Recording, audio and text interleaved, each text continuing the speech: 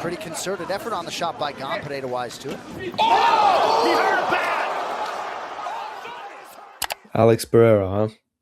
Coming into his heavyweight debut, this man looked unstoppable. Having just knocked out Magomed Ankalaev in a minute, he proved all the haters wrong and put himself in the perfect position to challenge for his third belt. It looked like a star-aligning moment where Alex Pereira solidified his place among the greatest of all time. But then, Ciryl Gane happened. He's lost before, but never quite like this. His two previous losses have been competitive fights, but this was pure domination. But the craziest thing about this fight is, how has no one done this to him already? Because the thing that got him knocked out is right in the open. Here's what happened. Now, for you to understand this fight, you really only need to understand one movement. Alex is a pressure fighter, and he's a pretty damn good pressure fighter. But there is a big problem. A lot of people would say that Alex's biggest flaw when he pressures is his defense, but they are wrong. It's actually his footwork, specifically this little hopping movement right here. Pereira uses this after a reset. He uses it when he pressures. He uses it pretty much everywhere, and yet he's never really been exposed for it. So what's the problem with it? Well, great footwork usually entails a lot of variety, which leads to a very unpredictable rhythm. Think Volk or DJ. But with Pereira, the footwork is simple. It's not necessarily bad, but it is very simple. He takes very small steps to adjust and never really varies his footwork. His pressure is fully based around this movement. And when you combine this with the fact that he's not really able to fight on the back foot, you get a big problem. Because now, this movement essentially tells his opponents, uh-oh, he's about to punch. Basically, his rhythm becomes extremely predictable. But he still gets away with it somehow. This is because his opponents are aware of the inherent danger of trading with Pereira, so they stay very cautious and are unable to pin down his exact rhythm. And this opens up a problem. It allows Alex to dictate the range freely, which in effect means he's able to defend whatever you throw, while also being able to work his own stuff freely. But Cyryl's solution to this was actually kinda genius. Here's what he did. Ciryl essentially created a domino chain where every step fell into the next one up until the knockout. First off, Ciryl is a southpaw, which already makes the fight more difficult for Alex since he can't calf kick as easily.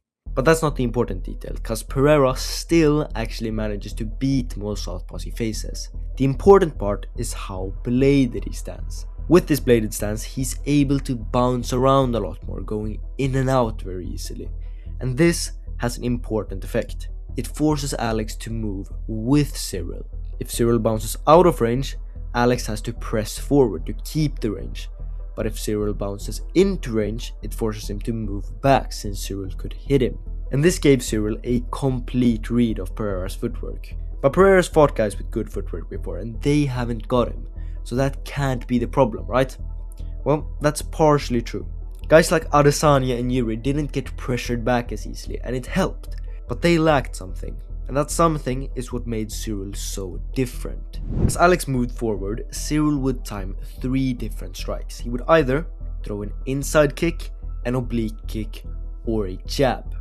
Now these 3 may not seem like fight finishing strikes, but that's actually because they have a more important role. These 3 are rhythm breakers. They force Alex to reset, since if Alex moves forward into one of these, he ends up doubling the effectiveness. And because they're so simple to just throw out there, it forces Alex to be on his guard at all times. And this has a psychological effect on Pereira, because he knows he's getting outpointed, he's losing the round.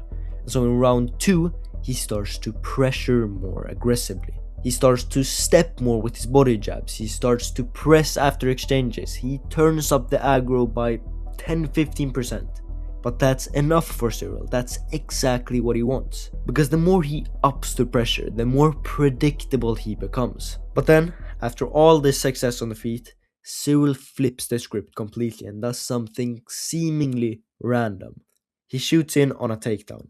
This may seem quite weird since he's doing so well on the feet, but it's actually genius. The goal here is not to actually get Pereira down, it is to force a reset. And furthermore, Pereira thinks his pressure is working since Gane clearly doesn't want to stand with him. So when Pereira defends the takedown, he immediately hops forward and throws a stepping body jab, which is exactly when Ciryl times a stiff jab and drops him. At this point, the fight is essentially already over. But the IQ, the reads, the rhythm are only half the story here. They gave Gane the opportunity to find that shot, but the thing that closed it was Gane's power. Whenever someone mentions the word power, people immediately start to freak out, talking about genetics and how they don't have any natural power, but neither does Ciryl Gane. Now, that's a bit of a stretch, but Gane has never been known as a power puncher. He has built his power, and so can anyone if they have the right system behind them. And luckily for you, we've got all of that in the Power program.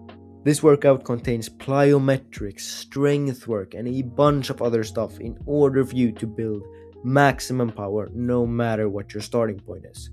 Check it out, link in the description. The reason nobody else has done this to Pereira is because few fighters understand rhythm like Ciryl Gane. Even at the top level of MMA, few fighters are able to read rhythm and win fights with it, and that is exactly why you need to start implementing it today. Put it simply, rhythm is what calf kicks were 10 years ago. Few fighters understand it, but those who do will dominate.